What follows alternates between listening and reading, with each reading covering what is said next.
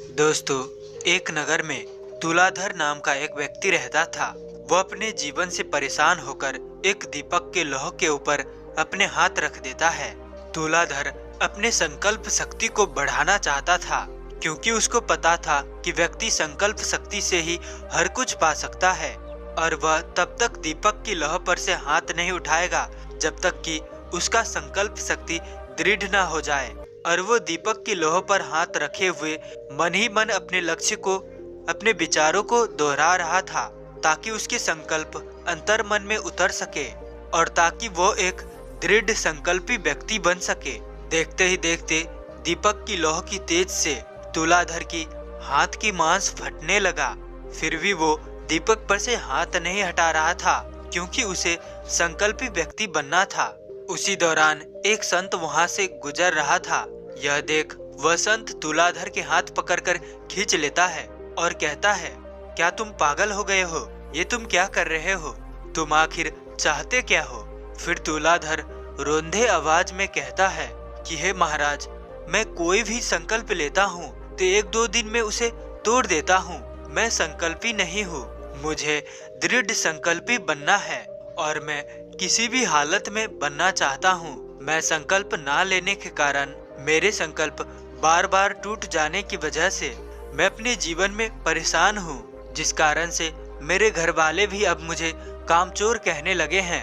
वे कहते हैं कि अपने साथियों को देख, वे क्या क्या करने लग गए हैं, कितना सफल हो गए हैं, काम कर रहे हैं, तू सिर्फ बैठा रहता है, दोस्तों के साथ इधर उधर घूमता रहता है, कोई काम भी नहीं करता है। महाराज, अब तो मुझे खुद पर शर्म आने लगा है।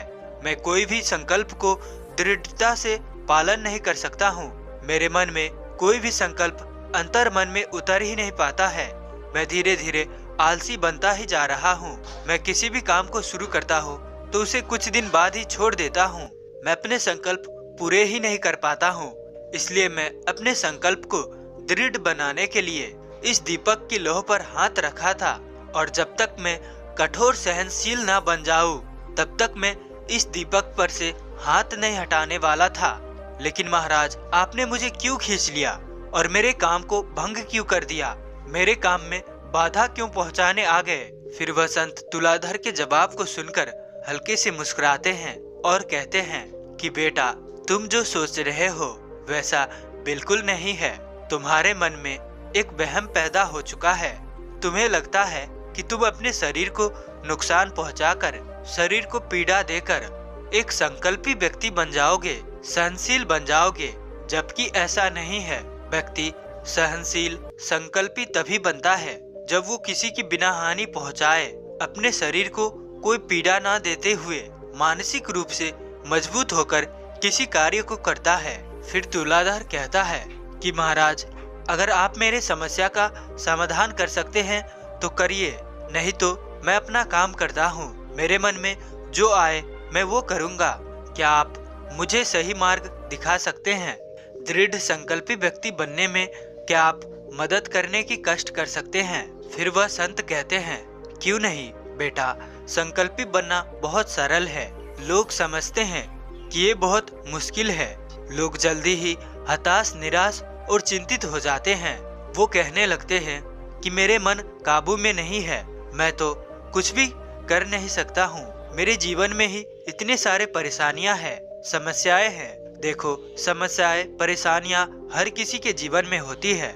बस हमें उसे समझना है, कहाँ पर हमें उसे प्रदर्शन करना है और कहाँ पर हमें उसे छिपा कर रखना है, नियंत्रण में रखना है, और कैसे हम उस समस्या से पार जा सकते हैं। इस पर भी हम आगे बात करेंगे। तो सबसे पहले मैं तुम्हें ये 7 बातें बताने जा रहा हूँ, जिसे तुम अगर समझ लेते हो, ध्यान से सुनते हो, तो तुम्हारे जीवन में कोई भी परेशानी तुम्हें बड़ा नहीं लगेगा। तुम एक दृढ़ संकल्पी व्यक्ति बन जाओगे और तुम्हें कभी भी विचलित होने की जरूरत नहीं पड़ेगी। तुलाधर, सबसे पहली बात तुम हमेशा याद रखना, वो ये है कि तुम्हारा शरीर ही तुम्हारी सबसे बड़ी संपत्ति है। शरीर को कष्ट पहुंचा के, पीड़ा पहुंचा के, शारीरिक हिंसा करके तुम अपने आप को कहीं पर नहीं पहुंचा पाओगे। तुम संकल्पी, सहनशील नहीं बन जाओगे। यहाँ पर तुम्हारा समझने का अर्थ ही गलत था। शरीर को शारीरिक पीड़ा देने का अर्थ ये नहीं है कि तुम अपने शरीर को आग में जला लो, पानी में डुबा दो, बल्कि इसका अर्थ ये है कि तुम शारीरिक रूप से मजबूत हो, बलवान बनो, शारीरिक कसरत करो, व्यायाम करो, दौड़ो, खेलो कूदो। इससे भी तुम्हारा मनोबल बढ़ेगा और तुम लक्ष्य के प्रति समर्पित रहोगे। तुम एक संकल्पी व्यक्ति बनोगे, दृढ़ संकल्पी। जब हम शारीरिक कसरत करते हैं, व्यायाम करते हैं, योग अभ्यास करते हैं, तो इससे हमारा शरीर ही मजबूत नहीं होता, बल्कि हमारा मन की मांसपेशियां भी मजबूत होते हैं, स्नायु तंत्र भी स्वचालित होता है, शरीर की सभी स्नायु में, रक्त धमनियों में कंपन पैदा होता है, जिससे हम ज्यादा ताजगी और तंदुरुस्ती महसूस करते हैं, जिससे कि हम स्वतः ही संकल्पी व्यक्ति बन जाते हैं और अपने कार्य को सफलता और निरंतरता से करते हैं, मेहनत से करते हैं। तो तुम इससे क्या समझे? अर्थ वही था, बातें वही थी, शरीर को पीड़ा देने का, लेकिन शरीर को पीड़ा किस तरह से दिया जाता है वो अलग था, वो तुम्हें समझना था। एक कथा तुम्हें सुनाता हूँ। एक बार भगवान बुद्ध जब वे आत्मज्ञान की खोज कर रहे थे, तो उनके साथ कई गुरु थी जो कि उन्हें बताया कि तुम बिना आहार लिए ध्यान करो, बिना एक भी अन्न खाए तुम ध्यान करो, तपस्या करो, जिससे कि तुम्हें आत्मज्ञान प्राप्त होगी। गौतम बुद्ध ने ऐसा ही किया। वो कई दिनों तक कोई भी अन्न, जल पान, किसी भी प्रकार की खाना को नहीं ग्रहण करेगा, जिसके कारण भूखे रहने की वजह से उनकी हालत बहुत कमजोर हो चुका था। वो चल भी नहीं पा रहे थे, बोल भी नहीं पा रहे थे। इस हालत में जब आम्रपाली ने उन्हें देखा, तब आम्रपाली कटोरी में खीर लाकर बुद्ध को खाने के लिए देती है, लेकिन बुद्ध मना कर देते हैं। फिर आम्रपाली कहती हैं कि आपके शरीर में ऊर्जा ही नहीं रहेगा तो आप कैसे ध्यान करोगे? किसी भी चीज को प्राप्त करने के लिए शरीर होना जरूरी है। आप जो भी हासिल करना चाहते हैं, उसके लिए आपका शरीर ही आपको उसके पास ले जा सकता है। इसीलिए आपको जीवित रहना जरूरी है, आपका शरीर होना आवश्यक है। और कहा जाता है कि उस स्त्री का ज्ञान बुद्ध के लिए सबसे बड़ा ज्ञान था। अगर उस स्त्री ने बुद्ध को ये नहीं बताया होता कि आत्मज्ञान के लिए शरीर का होना जरूरी है, तो आज शायद बुद्ध आत्मज्ञान को प्राप्त नहीं किए होते। और उस दिन से बुद्ध भोजन ग्रहण करने लगे और अपने ध्यान को भी नियमित रूप से करने लगे, और एक दिन वे आत्मज्ञान को प्राप्त हुए। तो इस कहानी से तुम क्या सीखते हो? कि किसी भी चीज को प्राप्त करने के लिए हमारा शरीर का होना बेहद जरूरी है। शरीर आवश्यक है उस लक्ष्य तक पहुंचने के लिए। दूसरी बात जो तुम्हें तुलाधर हमेशा याद रखनी है, वो है अपना अतीत अपने मन से हटाते रहना चाहिए।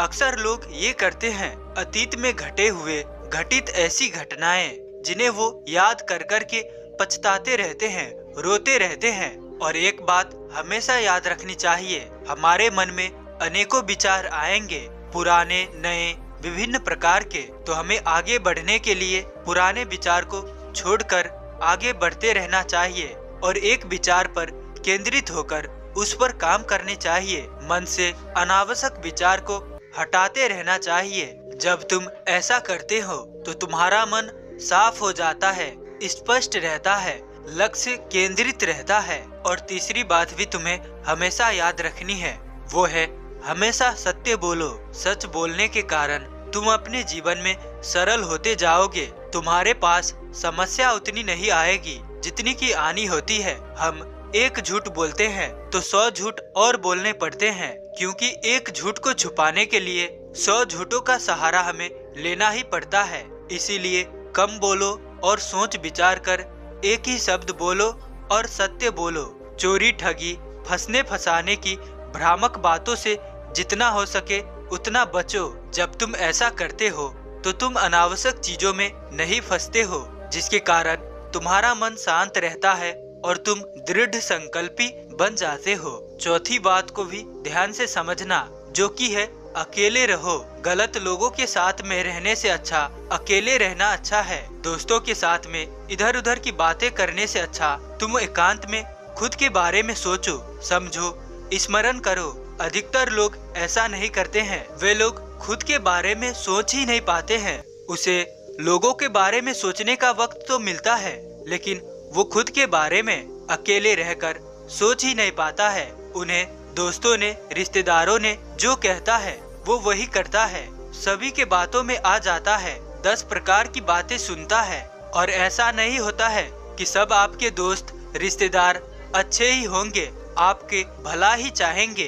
अधिकतर आपके दोस्त रिश्तेदार आपका भला नहीं चाहते हैं, आपका भला आप स्वयं चाहते हो। आज के जमाना में अपने लोग अपने नहीं होते हैं, क्योंकि सब अपने लिए सोचते हैं और खुद को दूसरे से तुलना करते रहते हैं, जो कि ये गलत है। तो इसीलिए किसी पर विश्वास मत करो, गलत संगत से बचो। और जो व्यसन करते हैं, जो नशा करते हैं, उसके साथ तो कभी नहीं रहना चाहिए। एक न एक दिन वो आपको भी नशा सेवन करने में मजबूर कर देगा और आप एक दिन फंस ही जाओगे। तो इसीलिए बेहतर यही है कि आप 10 लोगों की बात पर चलो, उससे अच्छा कि आप अपनी बात पर चलो और खुद पर ध्यान दो, अकेले रहो, जिससे कि आपका डिस्ट्रैक्शन कम होगा और आप दृढ़ संकल्पी और सहनशील व्यक्ति बन सकोगे।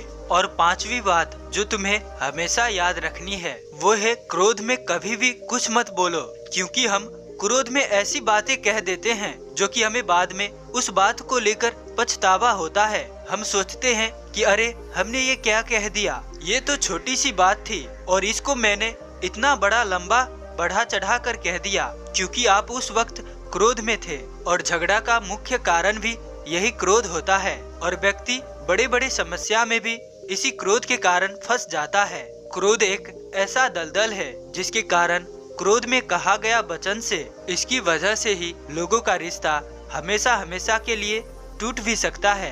तो बेहतर है कि अगर आप जब क्रोध में हो तो उस वक्त शांत ही रहो, 2 बातें सुन लेना बेहतर है, लेकिन क्रोध में जवाब देना उचित नहीं है, क्योंकि आप क्रोध में हमेशा गलती ही करते हैं। तो जो व्यक्ति क्रोध को नियंत्रण में कर लेता है, क्रोध को वश में करना जानता है, वो स्वतः ही संकल्पी और दृढ़ व्यक्ति बन जाता है। और 6ठी बात, जो हमारे पास है उसकी कद्र करना सीखे। हम उसकी रोना रोते हैं जो हमारे पास नहीं है, हम इसी में दुखी रहते हैं कि वो हमारे पास आ जाए, लेकिन हम इसका शुक्रगुजार नहीं होते हैं जो हमारे पास पहले से ही मौजूद है। जैसे कि हमारे पास परिवार है, खुद का छोटा घर है, हाथ पैर सही सलामत है, जबकि दुनिया में ऐसे कितने सारे लोग हैं जिनके पास रहने को घर नहीं है, परिवार नहीं है, हाथ पैर नहीं है, शरीर से अपंग है, फिर भी वे अपने जीवन में कुछ न कुछ कर रहे हैं, हमसे अच्छा ही जीवन जी रहे हैं, जीवन में अच्छा कर रहे हैं। कई उदाहरण है जो हमसे भी अच्छा कर रहे हैं, सफल है। तो इसीलिए जो आज हमारे पास है उनका हमें आभार प्रकट करना चाहिए और उसे याद करके हमें अपनी चेहरे पर मुस्कान लानी चाहिए, खुश रहना चाहिए। और अंत में वह संत तुलाधर को बताते हुए कहते हैं, और आखिरी जो सबसे महत्वपूर्ण विशेष 7वीं बात है वो ये है कि सदैव सकारात्मक सोचो और बड़ा करने की सोचो। अक्सर हम छोटी मोटी समस्याओं से निराश हो जाते हैं, हताश हो जाते हैं। हम कहने लगते हैं कि अरे ये नहीं हुआ तो मेरे साथ कुछ अच्छा नहीं होगा, मैं कुछ अपने जीवन में कर ही नहीं पाऊंगा, मैं तो इस काम में असफल हो गया, मैं बहुत ही दुर्भाग्यशाली हूँ। जिसके कारण वो गलत गलत चीजों में फंस जाता है, दुर्व्यसन करने लगता है, कुलत में फंस जाता है, गलत लोगों की संगत में रहने लगता है। नकारात्मक लोगों की संगत से वो और भी नकारात्मक बनता चला जाता है। लेकिन जो व्यक्ति इस बात को समझता है कि ये तो जीवन है, अच्छे लोगों के साथ भी बुरा होता है और बुरे लोगों के साथ भी बुरा होता है, सभी के जीवन में दुख तो आता ही है, समस्या तो आता ही है, लेकिन हमें उससे विचलित न होकर उस दौरान उस समय हमें सकारात्मक सोच से आगे बढ़ते रहना चाहिए। और जो ऐसा कर लेता है वह दृढ़ संकल्पी, सहनशील स्वयं से बन जाता है। इतना कहकर वह संत मौन हो जाते हैं। फिर तुलाधर को समझ में आता है कि वह क्या गलती करने जा रहा था और वो किस चीज से अनजान था। अब वो उस सन्यासी से प्रतिज्ञा करता है, अठोट लेता है और कहता है कि महाराज, आपने जो मुझे ये 7 बातें बताई है, मैं इन 7 बातों को जरूर पालन करूंगा और आज से ही पालन करूंगा। आपका बहुत बहुत आभार है, दिल से धन्यवाद है। वह सन्यासी के चरणों में गिर जाता है और उनको प्रणाम करके अपने घर वापस लौट जाता है और उस दिन से उसके जीवन में कभी भी कोई समस्या नहीं आता है। तुलाधर अपने जीवन को खुशी के साथ अब जीने लगता है। उसके सामने बड़ी से बड़ी चुनौती समस्या भी आ जाए तो वो डगमग नहीं होता था।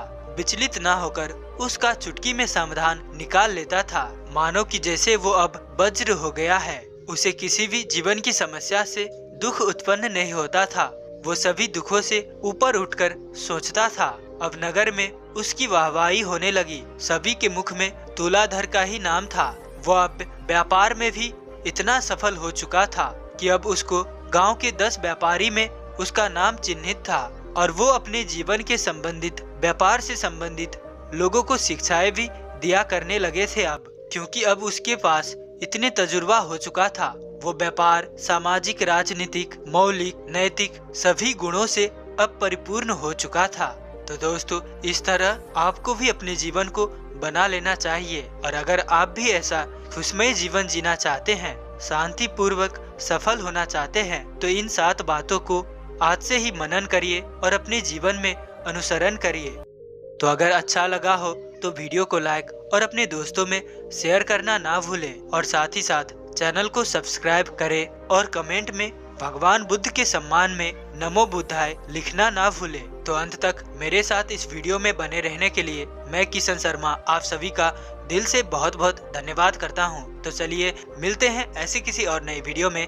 तब तक के लिए अपना ख्याल रखें। धन्यवाद।